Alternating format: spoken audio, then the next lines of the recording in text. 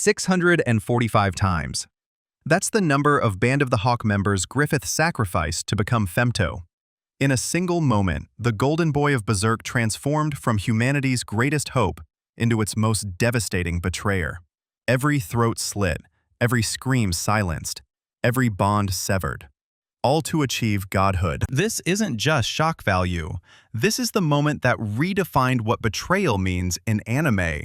These aren't simple villain reveals where the bad guy takes off their mask.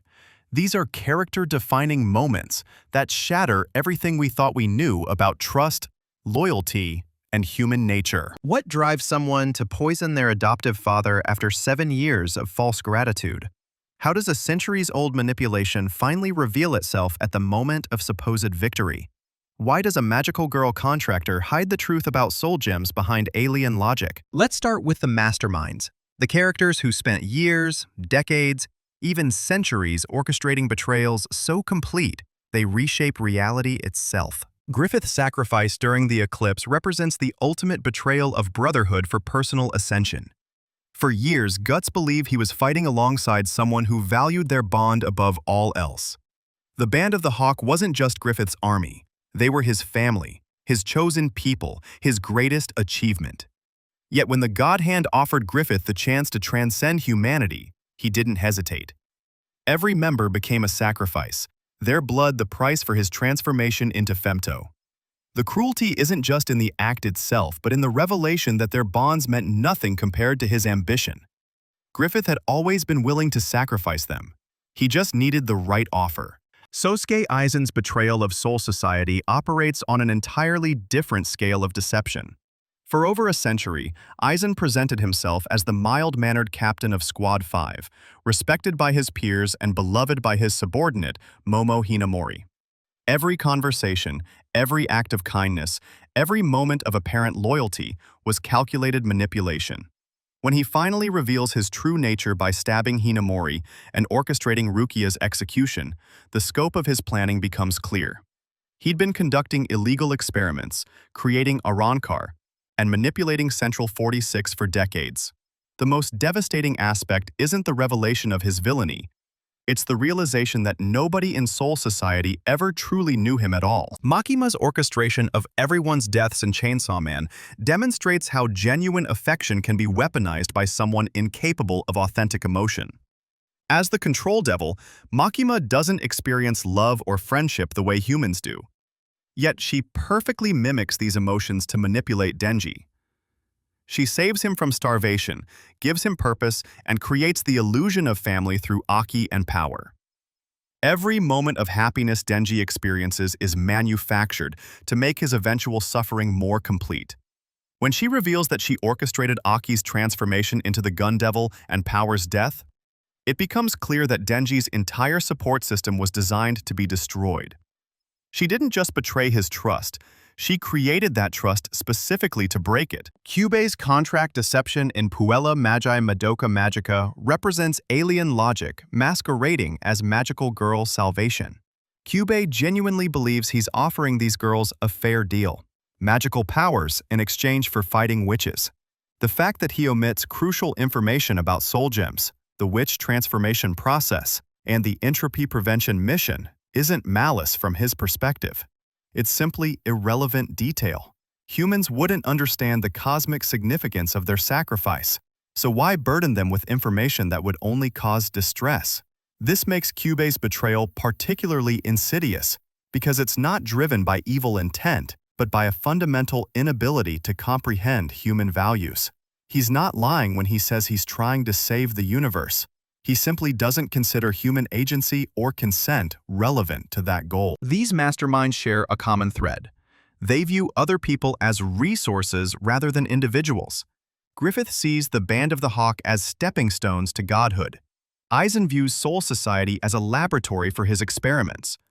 Makima treats humans like pets whose suffering serves her purposes. Kyubey considers magical girls as energy converters in a cosmic equation. Their betrayals aren't crimes of passion or moments of weakness.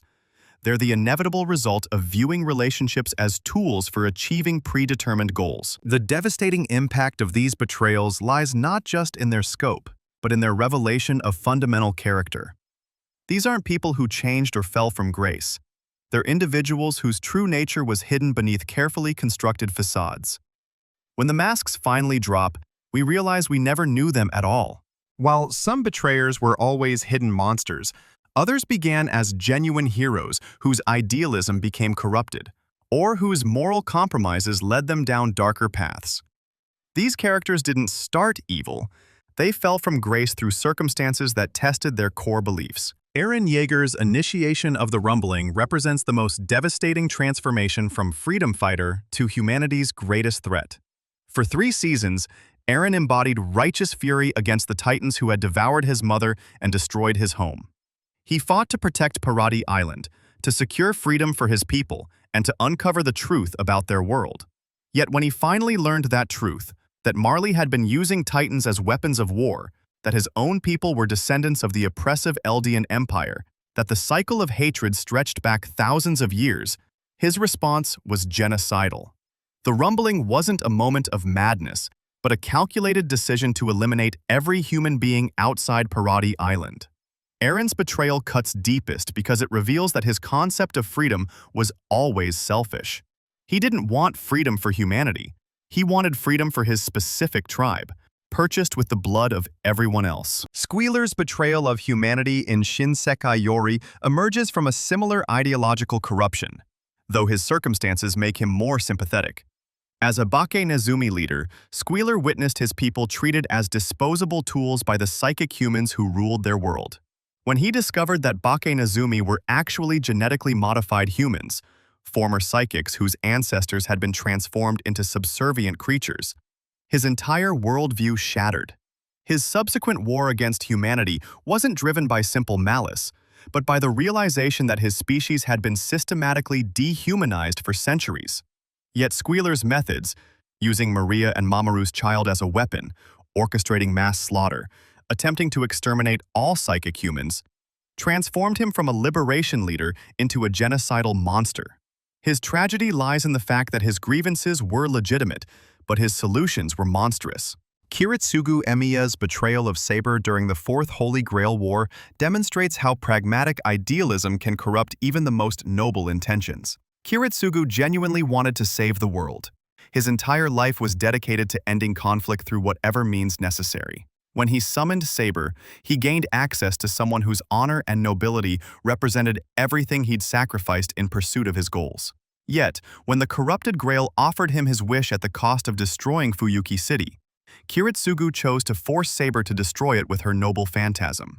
This wasn't just tactical betrayal, it was philosophical betrayal. He used Saber's honor against her, forcing the King of Knights to destroy the very thing she'd been summoned to claim. Kiritsugu's betrayal reveals the fundamental contradiction in his character. He wanted to save humanity, but had lost his own humanity in the process. Archer's betrayal of Rin for Castor in Unlimited Blade Works operates on an even more complex level, because it involves a future version of Shiro Emiya trying to prevent his own existence. As a counter-guardian, Archer had spent eternity being summoned to clean up humanity's messes, killing countless people in service to the greater good. When he encountered his younger self, he saw an opportunity to prevent decades of suffering by killing Shiro before he could make the contract that would trap him in eternal servitude. His alliance with Castor wasn't driven by loyalty to her, but by desperate pragmatism.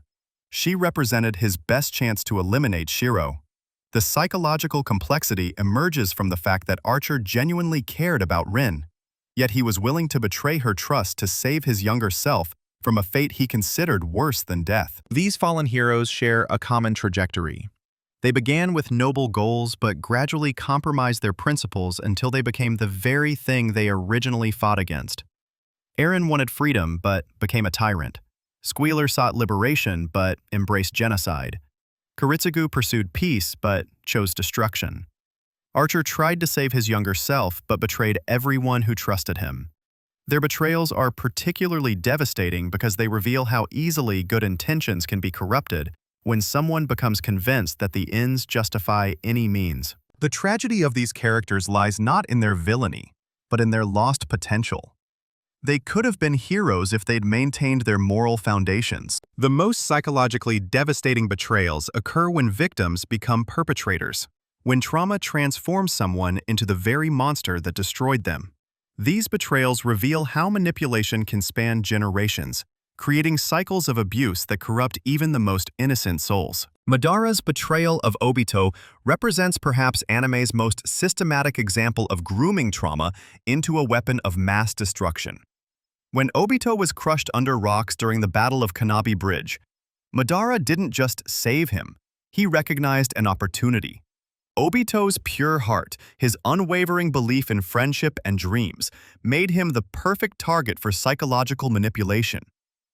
Madara spent months healing Obito's body while systematically poisoning his mind, presenting himself as a wise elder who understood the cruel nature of the shinobi world.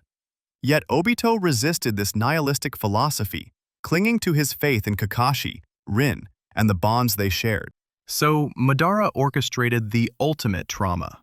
He arranged for Rin to be captured and have the Three Tails sealed within her, creating a situation where Kakashi would be forced to kill her to prevent her from destroying the village. When Obito witnessed his best friend's hand piercing through Rin's chest, Madara had achieved his goal: complete psychological destruction. The forbidden curse seal placed on Obito's heart wasn't just insurance. It was a physical manifestation of the psychological chains Madara had forged. For decades, Obito served Madara's vision, believing they were partners working toward peace through the infinite Tsukiyomi. Only when Madara was resurrected did the truth become clear. Obito had never been a partner. He'd always been expendable, a tool to be discarded once his usefulness ended. Black Zetsu's betrayal of Madara operates on an even more devastating scale, because it reveals that Madara himself was merely another victim in a manipulation spanning millennia. As the physical manifestation of Kaguya Otsutsuki's will, Black Zetsu had spent thousands of years orchestrating events from the shadows. It altered the Uchiha stone tablet, manipulated the reincarnations of Indra and Azura across generations, and guided powerful shinobi toward outcomes they believed were their own choices. When Black Zetsu appeared to Madara after his defeat by Hashirama, it presented itself as his will made manifest, the perfect lie for someone whose ego demanded that level of cosmic significance. Every major event Madara orchestrated was actually Black Zetsu's design. The infinite Tsukuyomi wasn't Madara's vision of peace, but Kaguya's method of resurrection. The moment of betrayal comes when Madara achieves near-complete victory, only to have Black Zetsu impale him from behind and reveal the truth. My dear Madara, my true loyalty has always been to Kaguya. The humiliation is absolute because it destroys Madara's fundamental identity as a mastermind. He'd never been pulling the strings. He'd been dancing on someone else's. Roswaal's orchestration of Subaru's suffering demonstrates how obsession can transform mentorship into exploitation. For 400 years, Roswaal had followed his gospel, believing every action brought him closer to resurrecting Echidna, the Witch of Greed. When Subaru arrived with his Return by Death ability, Roswaal saw the perfect tool, someone who could fail infinitely without permanent consequences. Every trial Subaru faced, every moment of suffering, every obstacle that seemed random was actually Roswaal's deliberate design. He hired assassins, manipulated contracts, and created scenarios specifically to force Subaru into the sanctuary trials. The cruelty lies in Roswaal's rationalization. He genuinely believed this was beneficial for Subaru. In his warped perspective, forcing Subaru to accept Echidna's contract would save everyone, even if it destroyed Subaru's sanity in the process. Roswaal's betrayal reveals his fundamental inability to form genuine human connections. His apparent warmth toward Subaru was entirely transactional, valuable only as long as it served his 400-year obsession. Rachel's betrayal of Bam in Tower of God emerges from a different kind of psychological poison: jealousy, masquerading as friendship. Rachel had always dreamed of climbing the tower and seeing the stars, yet when the tower chose Bam instead of her envy transformed into murderous resentment. She spent their entire journey together harboring hatred for the boy who genuinely loved her as his only connection to the world. When she pushed him off the platform, claiming he wasn't the one chosen to climb the tower, she wasn't just betraying his trust, she was punishing him for possessing what she believed should have been hers. These manipulators share a common thread. They transform their victims into extensions of their own trauma and obsession. Madara creates Obito in his own image of disillusionment. Black Zetsu shapes Madara into the perfect vessel for Kaguya's return. Roswaal molds Subaru into a tool for resurrection. Rachel attempts to steal Bam's destiny for herself. Their betrayals don't just destroy trust, they corrupt the very souls of those who trusted them. Not every betrayal serves darkness. Some of the most shocking betrayals in anime come from characters who appear to turn against everything they stand for, only to reveal they were fighting for something greater all along. These moments transform apparent villainy into sacrifice, showing how far someone will go to protect what truly matters. Uryu Ishida's decision to join Yhwach and the Wandenreich appears to be the ultimate betrayal of his friends and his principles. For the entire series, Uryu had fought alongside Ichigo, developing genuine bonds with the Soul Reapers despite his Quincy heritage. When he suddenly accepts Yhwach's offer to become his successor and attacks his former allies, the shock cuts deep. Ichigo watches his closest friend fire arrows at him with apparent murderous intent, believing he's lost Uryu to the enemy's ideology. Yet this betrayal was actually the most elaborate assassination plot in Bleach history. Uryu had discovered that Yhwach used the Auswählen technique 9 years prior, sacrificing all mixed-blood Quincy's to recover from his wounds. This genocide had killed Uryu's mother, Kanai Katagiri, on the same day that Ichigo's mother died. The revelation that the Quincy King had murdered his own people to preserve his power shattered any loyalty Uryu might have felt toward Quincy society. His joining Yhwach wasn't betrayal. It was infiltration with the explicit goal of finding a way to kill him. The psychological toll of this deception was immense. Uryu had to maintain the facade of loyalty while secretly researching Yhwach's weaknesses, discovering that the Almighty became vulnerable when shared with Jugram Haschwalt. He endured months of being branded a traitor by those he loved, carrying the weight of their hatred while working to save them. When his assassination attempt was finally revealed, it transformed the narrative. Uryu hadn't betrayed his friends. He'd sacrificed his relationships with them to protect them. Nagato's assault on Konoha as Pain represents a different kind of redemptive betrayal. His devastating attack killed countless innocent people and leveled entire districts, all in service to his philosophy that overwhelming pain would create lasting peace. Pain genuinely believed that by demonstrating the absolute horror of warfare, he could traumatize nations into never fighting again. His assault wasn't random destruction. It was calculated psychological warfare designed to end all future conflicts. Yet when Naruto defeated him and spoke about finding peace without creating more pain, Nagato's entire worldview collapsed. The boy who shared his teacher Jiraiya's optimism offered a path that Nagato had convinced himself was impossible. In that moment, Nagato realized he'd become the very source of suffering he'd originally sought to eliminate. His use of the Rinne rebirth technique to resurrect everyone he'd killed came at the cost of his own life, a sacrifice that betrayed years of his own philosophy but redeemed his actions. This betrayal was multi-layered because it simultaneously betrayed the Akatsuki's mission, his own pain philosophy, and his alliance with Obito. By reviving Konoha's shinobi, Nagato ensured they could interfere with the infinite Tsukuyomi plan. His final act transformed him from villain to tragic hero, someone who recognized his mistakes and paid the ultimate price to correct them. Satsuki Kiryuin's betrayal of her mother Ragyo in Kill la Kill required years of psychological endurance that few characters could match.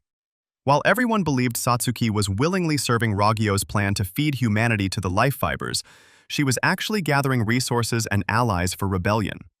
Every atrocity she committed, every innocent she endangered, every moment of apparent cruelty was part of an elaborate, long-term strategy to position herself close enough to strike at Ragyo when she was most vulnerable. The psychological complexity of Satsuki's deception lies in her willingness to become complicit in evil to eventually prevent something worse. She wore Junketsu while maintaining absolute mental control over it, experiencing constant physical agony as her body rejected the life fibers. She gathered thousands of students for what appeared to be mass sacrifice, all while planning to turn them into an army against the life fibers. When she finally struck during the Culture and Sports Grand Festival, her betrayal saved not just those present, but potentially all of humanity. Takauji Ashikaga's destruction of the Hojo clan demonstrates how historical pragmatism can appear as betrayal while actually serving larger political stability. As a high-ranking Hojo general, Takauji was trusted to crush Emperor Go-Daigo's rebellion. Instead, he switched sides and led the assault that razed Kamakura, resulting in over 800 Hojo clan members choosing ritual suicide rather than surrender. Yet, this apparent betrayal ended a period of political chaos and established the Ashikaga shogunate, which brought nearly 2 centuries of relative stability to Japan. These redemptive betrayals share a common thread. They require characters to sacrifice their personal relationships and moral comfort for a greater good. Their willingness to be misunderstood, hated, and condemned reveals a kind of heroism that transcends simple good versus evil narratives. The darkest betrayals emerge when obsession transforms victims into perpetrators, when trauma creates monsters who destroy everything they once cherished. These characters didn't start evil. They were consumed by forces beyond their control until betrayal became inevitable. Dio Brando's poisoning of George Joestar represents the incapacity for gratitude turned murderous. After being taken in by the kind Joestar family following his father's death, Dio spent 7 years constructing the perfect facade of the grateful adopted son. Yet, beneath this mask, he was systematically poisoning George with the same method he'd used to kill his biological father. What makes Dio's betrayal particularly chilling is that George had shown him nothing but kindness, treating him as a true son, providing education, opportunity, and genuine affection. Dio's response reveals his fundamental nature. He was incapable of authentic emotion or reciprocal relationships. The kindness meant nothing because Dio could only view relationships as power dynamics to be exploited. His psychological campaign against Jonathan, bullying him relentlessly, murdering his dog Danny in an incinerator, assaulting Arena, wasn't driven by any legitimate grievance but by pure ego. When Jonathan finally discovered the poisoning and confronted him, Dio's immediate response was attempted murder, using George's blood to activate the stone mask and transform into a vampire. The entire Joestar family was essentially destroyed by someone they'd shown nothing but love. Grell Sulcliff's murder of Madame Red demonstrates how toxic partnerships can destroy even genuine bonds. Grell and Madame Red worked together as Jack the Ripper, united by shared trauma.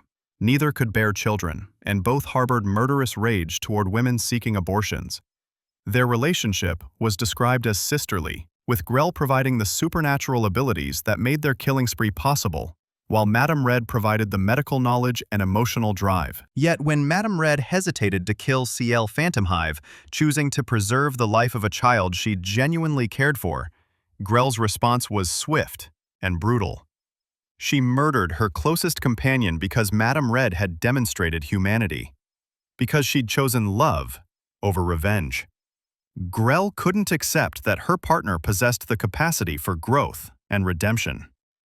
The cruelty lies in the fact that Madame Red's hesitation represented hope, a chance for both of them to step away from destruction. Instead, Grell interpreted compassion as betrayal and destroyed the one person who truly understood her. Shion Sonozaki's murderous rampage in Higurashi represents paranoia and psychological breakdown, creating unstoppable violence.